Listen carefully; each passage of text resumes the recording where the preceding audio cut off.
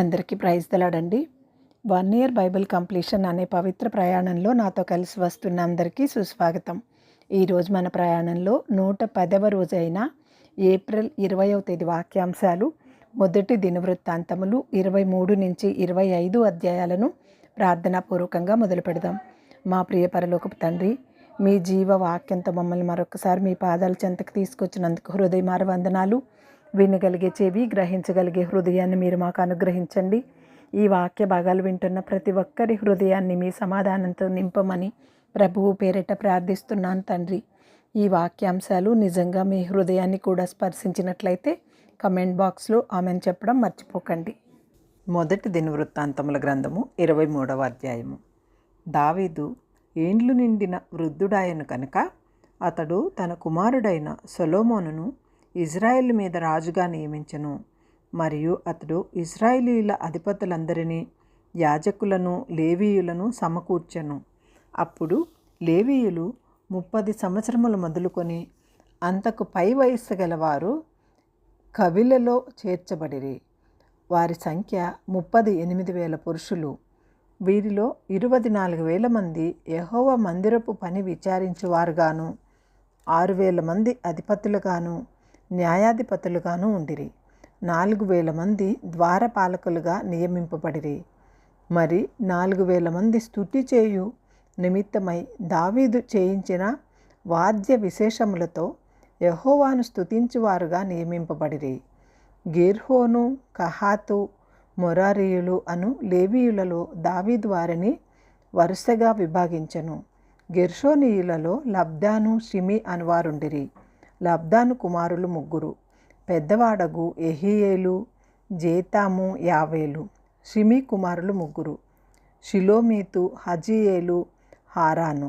వీరు లబ్దాను వంశము యొక్క పితరుల పెద్దలు. యహతు, జీనా, యాషు, బెరియా అను 4 షిమి కుమారులు. యహతు పెద్దవాడు, జీవా రెండవవాడు.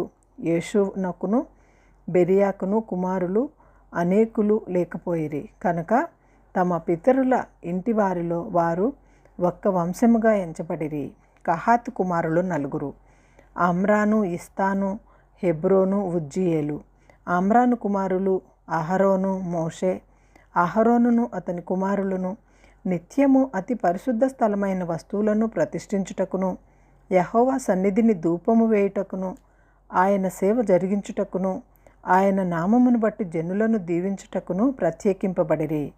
దైవజనుడగు మోషే సంతతి వారు లేవి గోత్రపు వారిలో ఎంచబడిరి. మోషే కుమారులు గెర్షోము, ఎలియజరు. గెర్షోము కుమారులలో షెబూయేలు పెద్దవాడు. ఎలియజరు కుమారులలో రెహబ్యా అను పెద్దవాడు తప్ప ఇక కుమారులు అతనికి లేకపోయిరి. అయితే రెహబ్యాకు అనేక మంది కుమారులుండిరి.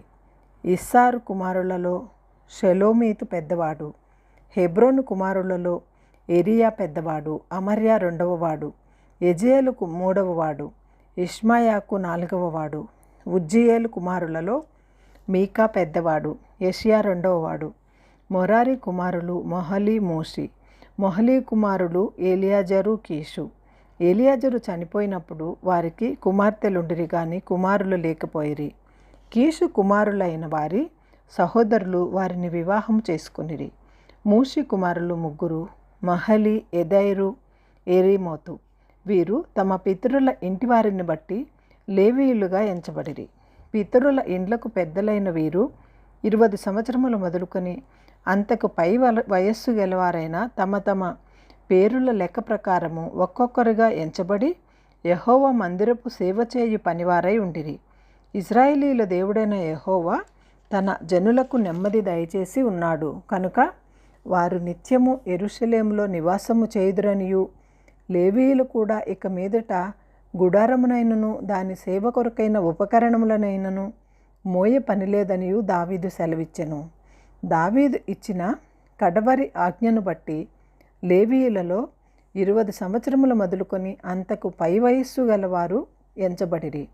వీరు అహరోను సంతతి వారి చేతి క్రింద పనిచేయుటకును, వారి వశముననున్న యెహోవా మందిర సేవ కొరకై శాలలలోనూ గదులలోనూ ఉంచబడిన సకలమైన ప్రతిష్ఠిత వస్తువులను శుద్ధి చేయుటకును, దేవుని మందిర సేవ కొరకై పనిని విచారించుటకును, సన్నిధి రొట్టెను నైవేద్యములను, తగిన సన్నపు పిండిని, పులుసు లేని భోజ్యములను, పెనములో కాల్చుదానిని పేల్చుదానిని, నానా విధమైన పరిమాణములు గలవాటిని, కొలత గలవాటిని విచారించుటకును, అనుదినము ఉదయము సాయంకాలములయందు యెహోవాను గూర్చిన స్తుతి పాటలు పాడుటకును, విశ్రాంతి దినములలోను అమావాస్యలలోను పండగలలోను యెహోవాకు దహన బలులను అర్పింపవలసిన సమయములన్నింటిలోనూ లెక్కకు సరి అయిన వారు వంతు ప్రకారము నిత్యము యెహోవా సన్నిధిని సేవ జరిగించుటకును నియమింపబడిరి. సమాజపు గుడారమును కాపాడుటయు, పరిశుద్ధ స్థలమును కాపాడుటయు, యెహోవా మందిరపు సేవతో సంబంధించిన పనులలో వారి సహోదరులకు అహరోను సంతతి వారికి సహాయము చేయుటయు వారికి నియమింపబడిన పని అయి ఉండెను. మొదటి దినవృత్తాంతముల గ్రంథము 24వ అధ్యాయము. అహరోను సంతతి వారికి కలిగిన వంతులేవనగా, అహరోను కుమారులు నాదాబు, అబీహు, ఎలియాజరు, ఈతామారు. నాదాబును అబీహును సంతతి లేకుండా తమ తండ్రి కంటే ముందుగా చనిపోయిరు కనుక ఏలియాజరును ఈతామారును యాజకత్వము జరుపుచూ వచ్చిరి. దావీదు ఏలియాజరు సంతతి వారిలో సాదోకును, ఈతామారు సంతతి వారిలో అహిమలేకును ఏర్పరిచి వారి వారి జనము యొక్క లెక్కను బట్టి పని నియమించెను. వారిని ఏర్పరచుటలో ఈతామారు సంతతి వారిలోని పెద్దల కంటే ఏలియాజరు సంతతి వారిలోని పెద్దలు అధికులుగా కనబడిరి కనుక ఏలియాజరు సంతతి వారిలో 14 తమ పితరుల ఇంటి వారికి పెద్దలుగాను, ఈతామారు సంతతిలో 18 మంది తమ తమ పితరుల ఇంటివారికి పెద్దలుగాను నియమింపబడిరి. ఏలియాజరు సంతతిలోని వారును ఈతామారు సంతతిలోని కొందరును దేవునికి ప్రతిష్ఠితులకు అధికారులై ఉండిరి గనుక తాము పరిశుద్ధ స్థలమునకు అధికారులుగా ఉండుటకై చీట్లు వేసి వంతులు పంచుకొనిరి. లేవీయులలో శాస్త్రిగానున్న నెతనేయేలు కుమారుడు షమయా రాజు ఎదుటను, అధిపతుల ఎదుటను, యాజకుడైన సాదోకు ఎదుటను, అబ్యాతారు కుమారుడైన అహీమెలెకు ఎదుటను, యాజకుల ఎదుటను, లేవీయుల ఎదుటను, పితరుల ఇండ్ల పెద్దలైన వారి ఎదుటను వారి పేర్లు దాఖలు చేసెను. ఒక్కొక్క పాత్రలో నుండి ఒక పితరుని ఇంటి చీటి ఎలియాజరు పేరట, ఇంకొకటి ఈతామారు పేరిటను తీయబడెను. మొదటి చీటి యెహోయారీబునకు, రెండవది యూదాయాకు, మూడవది హారీమునకు, నాలుగవది షెరియామునకు, ఐదవది మల్కియాకు, ఆరవది అబియాకు, ఏడవది హక్కోజునకు, ఎనిమిదవది అబియాకు, తొమ్మిదవది యేషూనకు, 10వది షెకన్యాకు, 11వది ఎల్యాకీబునకు, 12వది ఏకియామునకు, 13వది హస్పాకు, 14వది యెషెబాకుకు, 15వది బిల్లాకు, 16వది ఇమ్మేరునకు, 17వది హజీరునకు, 18వది హప్పీసేనునకు, 19వది ఫెతహానునకు, 20వది హెజ్కేలునకు, 21వది యాకీనునకు, 22వది గామాలునకు, 23వది దాలాయాకు, 24వది మయజ్జాకు పడెను. ఇజ్రాయేలీల దేవుడైన యెహోవా వారి పితరుడగు అహరోనునకు ఆజ్ఞాపించిన కట్టడ ప్రకారముగా వారు తమ పద్ధతి చొప్పున యెహోవా మందిరంలో ప్రవేశించి చేయవలసిన సేవా ధర్మము ఇలాగూ ఏర్పాటు చేసెను. శేషించిన లేవి సంతతి వారెవరనగా, ఆమ్రాము సంతతిలో షూబాయేలును, షూబాయేలు సంతతిలో యెహద్యాహును, రెహబ్యా సంతతిలో అనగా రెహబ్బా సంతతిలో పెద్దవాడైన యెషీయాయును, ఇశ్రాయేలులో షెలోమోతును, షెలోమోతు సంతతిలో యెషుతును, హెబ్రోను సంతతిలో పెద్దవాడైన ఏరియా, రెండవ వాడైన అమర్యా, మూడవ వాడైన యజియేలు, 4వ వాడైన ఎల్కెయామును, ఉజ్జియేలు సంతతిలో మికాయును, మీకా సంతతిలో షామీరును, ఇషియా సంతతిలో జకర్యాయును, మెరారి సంతతిలో మహలి, మూషి అనువారును, హజియాయాహు సంతతిలో నొబోయాను. యహజియాహు వలన మొరారికి కలిగిన కుమారులెవరనగా బెను, షాహము, ఇక్కారు, ఇబ్రి, మహలిన, ఎలియాజరు కనెను. వీరిని కలిగెను. వీరికి కుమారులు లేకపోయిరి. కీషు ఇంటివాడు అనగా కీషు కుమారుడు యెరహ్మెయేలు. మూషి కుమారులు మెహలి, ఏదెరు, ఎరీమోతు. వీరు తమ పితరుల ఇండ్లను బట్టి లేవీయులు. వీరును తమ సహోదరులైన అహరోను సంతతి వారు చేసినట్టు రాజైన దావీదు ఎదుటను సాదోకు, అహిమెలెకు అని యాజకులలోను లేవీయులలోను పితరుల ఇండ్ల పెద్దల ఎదుటను తమలో నుండి పితరుల ఇండ్ల పెద్దలకును తమ చిన్న సహోదరులకును చీట్లు వేసుకొనిరి. మొదటి దినవృత్తాంతముల గ్రంథము 25వ అధ్యాయము.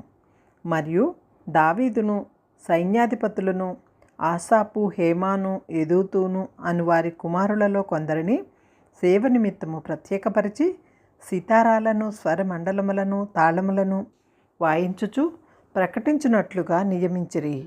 ఈ సేవా వృత్తిని బట్టి ఏర్పాటైన వారి సంఖ్య ఎంత అనగా, ఆసాపు కుమారులలో రాజాజ్ఞ ప్రకారం ప్రకటించుచు ఆసాపు చేతి కింద నుండు ఆసాపు కుమారులైన జక్కూరు, ఏసేపు, నెతన్య, హముల్యాను అనువారు. యెదుతూను సంబంధులలో స్తుతి పాటలు పాడుచు యెహోవాను స్తుతించుటకై సితారాను వాయించుచు ప్రకటించు తమ తండ్రి అయిన యెదుతూను చేతి కింద నుండు యెదుతూను కుమారులైన గెదల్యా, జెరి, యెషయా, షహబ్య, మత్తిత్య అను 6. హేమాను సంబంధులలో హేమాను కుమారులైన బక్కీ, ఏహు, మత్తన్య, ఉజ్జియేలు, షబూయేలు, ఎరీమోతు, హసన్య, హనాని, ఎలిత్యాము, గిద్దోల్తి, రోమిబ్తియజరు, ఇష్బాకాషు, మల్లోతి, హోతీరు, మహాజియతు అనువారు. వీరందరూ దేవుని వాక్య విషయంలో రాజునకు దీర్ఘదర్శియగు హేమాను యొక్క కుమారులు. హేమాను సంతతిని గొప్ప చేయుటకై దేవుడు హేమానునకు 14 కుమారులను 3 కుమార్తెలను అనుగ్రహించి ఉండెను. వీరందరూ ఆసాపునకు, యెదుతూనునకు, హేమానునకును రాజు చేసియున్న కట్టడ ప్రకారము యెహోవా ఇంటిలో తాళములు, స్వరమండలములు, సితారాలు వాయించుచు గానము చేయుచు తన తండ్రి చేతి కింద దేవుని మందిరపు సేవ జరిగించుచుండిరి. యెహోవాకు గానము చేయుటలో నేర్పు పొందిన తమ సహోదరులతో కూడా ఉన్న ప్రవీణులైన పాఠకుల లెక్క 288. తాము చేయు సేవ విషయంలో పిన్నయ్యని, పెద్దయ్యని, గురువని, శిష్యుడని భేదము లేకుండా వంతుల కొరకై చీట్లు వేసిరి. మొదటి చీటి ఆసాపు వంశమందున్న ఏసేపు పేరిట పడెను. రెండవది గెదల్యా పేరిట పడెను. వీడును వీరి సహోదరులను కుమారులను 12. మూడవది జక్కూరు పేరిట పడెను. వీడును వీని కుమారులను సహోదరులను 12. నాలుగవది ఇజ్రి పేరిట పడెను. వీడును వీని కుమారులను సహోదరులను 12. ఐదవది నెతన్య పేరిట పడెను. వీని కుమారులను సహోదరులను 12.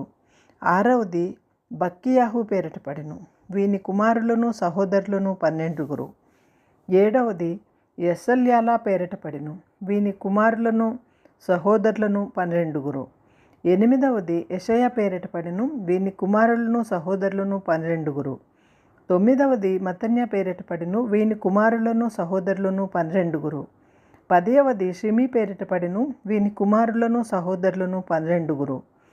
11వది అజరేలు పేరిట పడెను. వీని కుమారులను సహోదరులను 12. 12వది షెబన్య పేరిట పడెను. వీని కుమారులను సహోదరులను 12. 13వది షుబాయేలు పేరిట పడెను. వీని కుమారులను సహోదరులను 12. 14వది మత్తిత్య పేరిట పడెను. వీని కుమారులను సహోదరులను 12. 15వది ఎరేమోతు పేరిట పడెను. వీని కుమారులను సహోదరులను 12. 16వది హసన్య పేరిట పడెను. వీని కుమారులను సహోదరులను 12. 17వది యష్బకాషా పేరిట పడెను. వీని కుమారులను సహోదరులను 12. 18వది హనాని పేరిట పడెను. వీని కుమారులను సహోదరులను 12. 19వది మల్లోతి పేరిట పడెను. వీని కుమారులను సహోదరులను 12. 20వది ఎలియాత్య పేరిట పడెను. వీని కుమారులను సహోదరులను 12. 21వది హోతీరు పేరిట పడెను. వీని కుమారులను సహోదరులను 12. 22వది గద్దల్తి పేరిట పడెను. వీని కుమారులను సహోదరులను 12. 23వది మహాజియతు పేరిట పడెను. వీని కుమారులను సహోదరులను 12. 24వది రోమతియజరు పేరిట పడెను. వీని కుమారులను సహోదరులను 12.